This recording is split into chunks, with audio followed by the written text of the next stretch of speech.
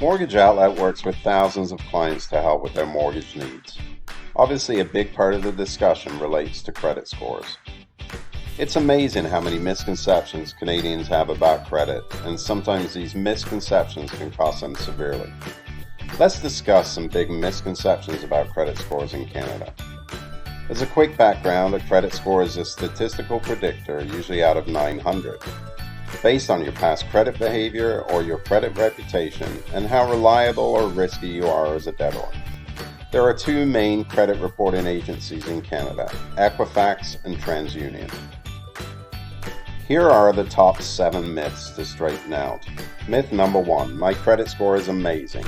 No, it's outstanding. No, it's unbelievable. The reality is that good credit is important, but generally all you need is good, established credit. It doesn't need to be amazing or perfect or outstanding, simply good credit. And either you have good established credit or you don't.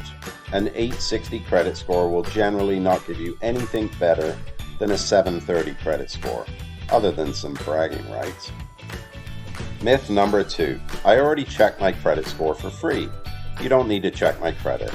Well, the reality is many websites and credit card companies give consumers free access to their credit score. And this is great to provide some basic information, but ultimately these free credit scores are very different from the formal credit request from a lender, and you do get what you pay for. If you're planning to buy real estate, it is important to formally check your credit up front to save you time and energy. Myth number 3, my credit score is so low that I can't get a mortgage. The reality is lenders consider a variety of factors before granting a mortgage. Is this a purchase or a refinance? Why is the credit score so low? How much down payment is available? Many lenders also use their own statistical model to create their own internal credit scores, and a borrower may qualify based on these scores.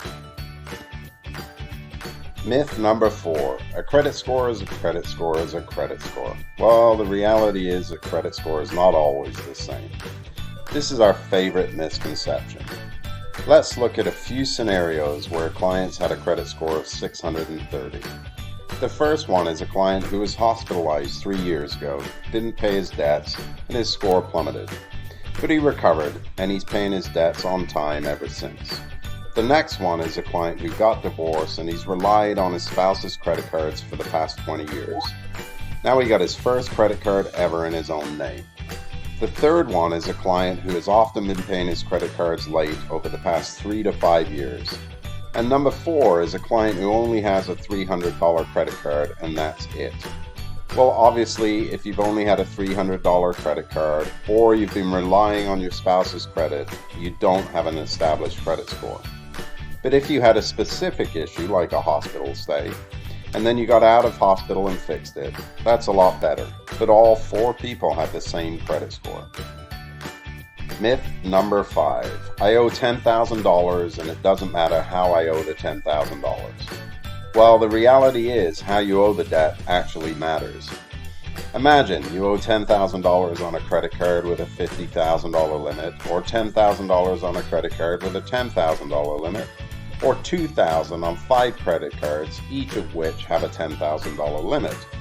Well, in the second example, if you owe $10,000 on a $10,000 limit, you're really approaching the maximum, and your score may plummet because you're maxing out on that one credit card. Myth number 6, I'm going to be smart and close all of my credit cards to strengthen my credit score.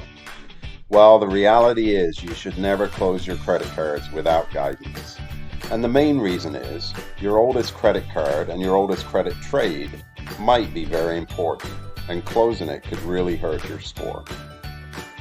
Myth number 7, my credit score will drop if you pull my credit. Well, the reality is if you have good credit, pulling it generally doesn't impact your score. Again, imagine 2 scenarios. Tony gets laid off and stops paying his credit cards because he doesn't have the money. He applies for an Esso credit card and then a Home Depot and so on and so on. Obviously, he's pulling a lot of credit because he's seeking credit. Another example is Stacy has a great job and is excited to buy a new house. She applies to her bank and also to a mortgage broker to hear about the different rates and options. Obviously, the credit score and credit bureaus understand Stacy is just looking for a good rate and that she's not desperate.